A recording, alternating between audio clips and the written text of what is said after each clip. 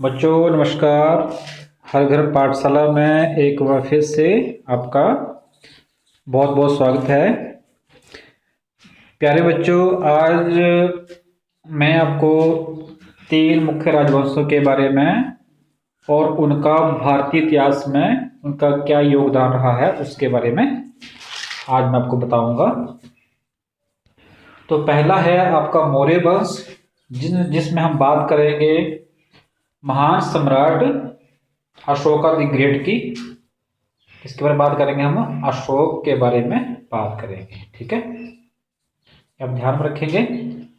Number दूसरा है गुप्त वंश, जिसमें हम मुख्य बात करेंगे। ये था आपका गुप्त वंश, यहाँ तक यहाँ से यहाँ तक फैला हुआ था, जो आप इसमें इसका अलग से कलर देख रहे हैं। और यहाँ पर हम बात करेंगे सोने के, उनके द्वारा चलाए गए सोने के सिक्कों की बात करेंगे। और बेटा तीसरी हम बात करेंगे महाबलीपुरम का एक प्रसिद्ध मंदिर जो तमिलनाडु में पाया जाता है, जिसे हम रथ मंदिर के नाम से भी जानते हैं। और रथ मंदिर के नाम से जानने का इसका रीजन मेन क्या है, क्योंकि इसका जो आकार है इसको रथ के जैसा बनाया गया है। ठीक है, तो आओ हमारे शुरुआत करते हैं सबसे पहले मौर्य वंश के बारे में। तो यहाँ पर आप मैप में देख सकते हैं कि जो मौर्य शासन जो था वो कहां से कहां तक फैला हुआ था। ये यहां से लेके यहां तक फैला हुआ था।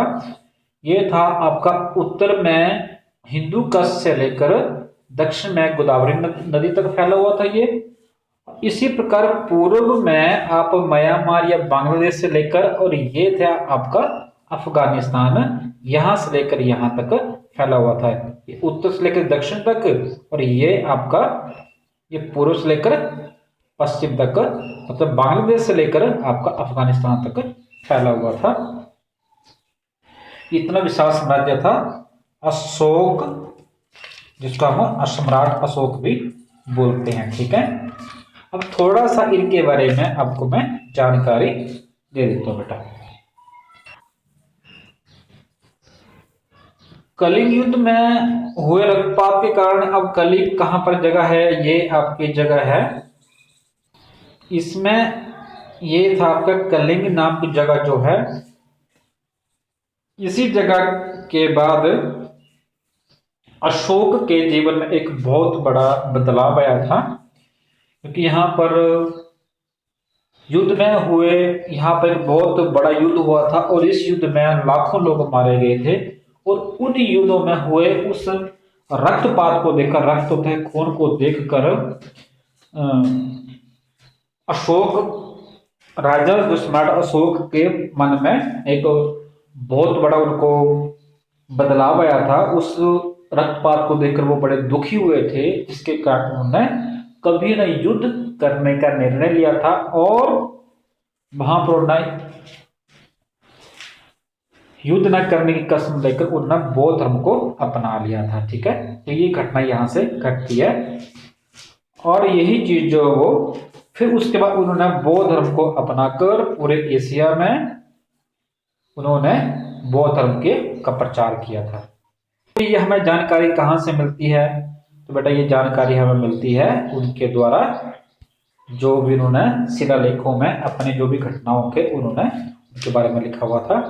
ये सारे जो आपके शिलालेख हैं, और शिलालेख क्या होता है, चट्टानों पर या आपके धातु पर उकेरे गए ये लेख होते हैं, जैसे यहाँ पर देख सकते हैं। तो जब हमारे इतिहासकारों ने इन लेखों को पढ़ा है तो वहीं से हमें अशोक के महान उपलब्धि के बारे में, ये सारी जो जगह आप देख रहे हैं यहाँ पर सभी जगह जो है वो लगभग भारतीय हर एक हिस्से में जो है वो अशोक के अभिलेख शिलालेख जो वो मिले हैं। ठीक है, जैसे यहाँ लिखा हुआ है, यहाँ पर इनको पढ़कर इतिहासकारों को विभिन्न राजाओं के बारे में, उनके जीवन के बारे में जानकारियां वो इकट्ठी करते हैं, वो हमें बताते हैं। ठीक है, इन्हीं में से एक विशेष यहाँ पर ये जो आप चित्र देख रहे हैं, ये था आपका 4 मुखों वाला ये जो शेर है। इसकी स्थापना कहां पर की है? ये सारनाथ में एक विशाल स्तंभ पर की है। ठीक है, कहां पर किया? सारनाथ में एक विशाल खंबे के ऊपर को स्थापित किया गया है। और इसे जो बनाया, किससे बनाया गया? इनको पत्थरों को काट कर से बनाया गया था। ये आपको तीन मुख यहाँ पर दिखे ना, तो एक इसका मुख जो बैक साइड में है, इसलिए हमें यहाँ पर इसके तीन मुख नजर आते हैं। ठीक है बच्चे, तो ये था आपका अशोक सम्राट के बारे में आपको जानकारी। अब ये किस वंश के थे? ये मौर्य वंश के थे। और चंद्रगुप्त मौर्य, बिंदुसार और अशोक, ये मौर्य साम्राज्य के ये महान शासक रहे हैं। ठीक है, अब थोड़ा सा इसके बारे में आपको मैं बता देता हूं कि अशोक इतिहास के महानतम राजाओं में से एक थे। अशोक जिस साम्राज्य पर शासन करते थे, उसकी स्थापना उनके दादा चंद्रगुप्त मौर्य ने की थी। और उनके इस साम्राज्य को ऊंचाइयों तक ले जाने में कौटिल्य, या एक दूसरा नाम चाणक्य है, उन्होंने महत्वपूर्ण योगदान दिया था। और मैंने आपको बता दी कहां से कहां तक फैला था। ये फैला था आपका उत्तर में हिंदू कुश पहाड़ियों से लेकर, और दक्षिण में कहां पर? ये आपका बांग्लादेश तक, सॉरी यहां तक गोदावरी नदी तथा मैसूर तक फैला हुआ था। ये गोदावरी नदी है आपके पास। और इसी तरह पूर्व में बांग्लादेश से लेकर पश्चिम में अफगानिस्तान तक फैला हुआ था। और सम्राट अशोक को चक्रवर्ती सम्राट अशोक भी कहा जाता है, जिन्होंने अशोक धर्म को अपनाकर बौद्ध धर्म को अपनाकर बौद्ध धर्म का प्रचार उन्होंने पूरे एशिया तथा अन्य महाद्वीपों में किया था। ठीक है बच्चे, और ये जो हम आपको अभी बता रहे थे कि ये जो तीन मुखों वाला शेर जो है, ये जो है उनकी महानता को दर्शाते हुए, ये हमारे जो 1 रुपए के सिक्के में उसको आप देख सकते हैं। और ये यहीं से सारनाथ में जो उसके चारों मुखों वाले शेर की स्थापना की हुई है, यहीं से ये लिया गया है। ये इसका विशेष महत्व है। इसके बाद हम बात करते हैं गुप्त वंश की। तो गुप्त वंश मौर्य वंश के पतन के कुछ समय के बाद, क्योंकि भारत में कोई भी राजनीतिक एकता स्थापित नहीं हो पाई मौर्य वंश के पतन के बाद, उसके बाद गुप्त वंश की कुछ बीच में 1-2 और वंश रहे हैं। उसके बाद आपके गुप्त वंश जो है, ये भी वंश मतलब जैसे एक उनको नाम दिया गया है। ठीक है, जो राजवंशों को नाम अलग अलग से दिए गए थे, उसमें से एक गुप्त वंश भी आता है। ठीक है, इतिहास के इन महान राजाओं की जानकारी हमें कहां से मिलती है? ये सारे हमें इन शिलालेखों से मिलती है। ये शिलालेख आपके सामने दिख रहे हैं। तो गुप्त वंश को भारत का स्वर्ण युग भी कहा जाता है।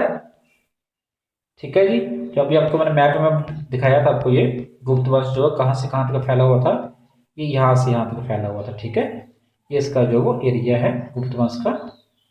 इस युग को जो था वो गुप्त वंश को, अब ये इसकी शुरुआत कब हुई है? इसकी जो नींव रखी गई थी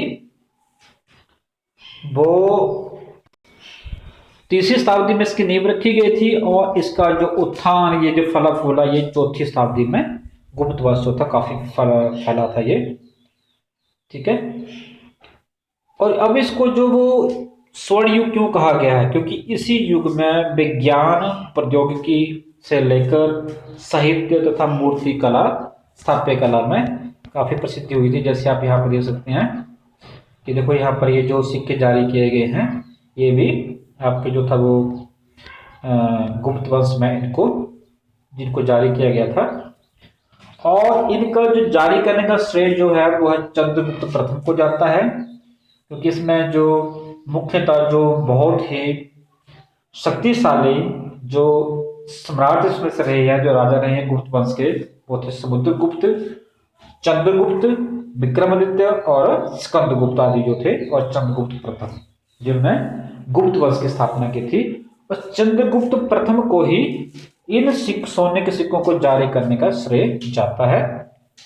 जिसमें एक तरफ इन सिक्कों में क्या था, इनमें देवी देवताओं के फोटो अलग अलग उसमें घटनाओं को उनमें अंकित किया गया था। जैसे कि आप यहाँ पर देख सकते हैं, यहाँ पर हाथी को दिखाया गया है, यहाँ पर किसी देवी के अगर ध्यान से देखें किसी देवी को यहाँ पर दिखाया गया है, इन अलग अलग यहाँ पर चित्र यहाँ पर। तो ये था अपने शक्ति का और राजनीतिक प्रचार के साथ एक महान शासक और वीर योद्धा के रूप में ये सिक्के जो वो इन्हें दर्शाते हैं। और इनमें एक विशेषता और थी, एक चीज इसमें और कहा गया है कि चंद्रगुप्त प्रथम ने अपने समय में 6 सोने के सिक्के चलाए थे, जिसमें एक तरफ उन्होंने अपनी फोटो लगाई थी, चित्र लगाया था, और दूसरी तरफ उन्होंने अपनी रानी कुमार देवी का फोटो लगाया हुआ था। ठीक है, और ये कहा, और तीसरा फिर ये थी आपकी विशेष जानकारी आपकी गुप्त वंश के बारे में और उनके महान शासकों और उनके द्वारा चलाए गए सिक्कों के बारे में छोटी जानकारी आप बच्चों को भी दे रहे हैं। और सबसे हम लास्ट में बात करते हैं, वो था आपका एक यहाँ पर देख सकते हैं, ये था आपका महाबलीपुरम का मंदिर है ये, और इसे हम रथ मंदिर के नाम से भी जानते हैं। जैसे आप इसको चित्र में देख सकते हैं, ये रथ के आकार का बना हुआ है, इसलिए इसे हम रथ मंदिर के नाम से भी जानते हैं।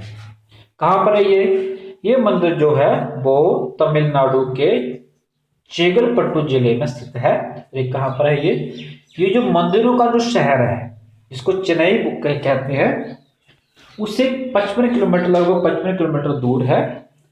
क्योंकि 7वीं और 8वीं शताब्दी में इस मंदिर का निर्माण हुआ है, तो तब ये सारा आपको जो सामने दिख रहा है चित्र में, ये सारा महाबलीपुरम का या रथ मंदिर के है, उसके अलग अलग, क्योंकि यहाँ पर ये 7 रथ है, यहाँ पर इसके 7 मंदिर यहाँ पर इसके बने हुए हैं, जो कि यमराज और जो आपके युधिष्ठिर थे, नकुल सहदेव, भीम और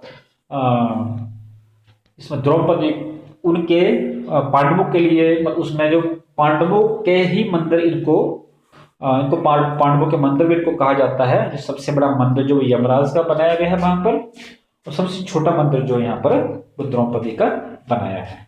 ठीक है, अब कहाँ स्थित है ये आपका चेन्नई से 55 किलोमीटर दूर स्थित है, और उसमें ये चेन्नई जो 7वीं सदी में पल्लवों की राजधानी हुआ करती थी। और ये सबसे बड़ी और विशेष बात है कि इस मंदिर का निर्माण किसने किया है, तो ये ध्यान में गया आप, इसका निर्माण जो था किया था नरसिंह वर्मन प्रथम ने।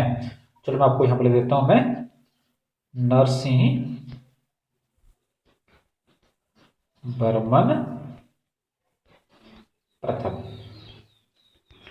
ने इस मंदिर का, महाबलीपुरम मंदिर का निर्माण किया था। ठीक है, और इसके बारे में और बात ये बोली, सप्तरथ मंदिर, इसे सप्तरथ मंदिर भी कहा जाता है, इसे रथ मंदिर भी कहा जाता है, और इसे महाबलीपुरम का मंदिर भी कहा जाता है। और महाबलीपुरम की शैली सबसे प्राचीन और सरल है, जो चट्टानों को काटकर बनाए गए मंदिरों में पाई जाती है। ठीक है, इसके बारे में ये विशेष बात है। और ये जो मंदिर है, यह आज भी न केवल तमिलनाडु राज्य का बल्कि पूरे भारत का गौरव है। यहां से मैं ये मंदिर जो हमारी सांस्कृतिक धरोहर है, यहां से मैं अपने इतिहास के बारे में, उसकी महान संस्कृति के बारे में हमें जानकारी मिलती है। तो बच्चे, आज आपको मैंने ये 3 मुख्य राजवंशों के बारे में बात की। पहले मौर्य राजवंश, जिसमें मुख्य जो सबसे महान, जो भारत के शक्तिशाली जो सम्राट रहे हैं, महानतम शासक रहे हैं, अशोक के बारे में बात की। दूसरा हमने बात की गुप्त वंश के बारे में और उनके द्वारा चलाए गए सोने के सिक्कों के बारे में। और तीसरा है आपके पास जो रथ मंदिर, जो जिसे हम महाबलीपुरम का मंदिर भी कहते हैं, जिसे हम सप्तरथ मंदिर भी कहते हैं, जिसका निर्माण नरसिंह वर्मन प्रथम द्वारा करवाया गया था।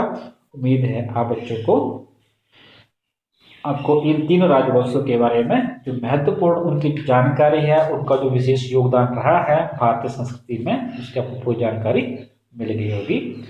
Thank you so much, have a great time.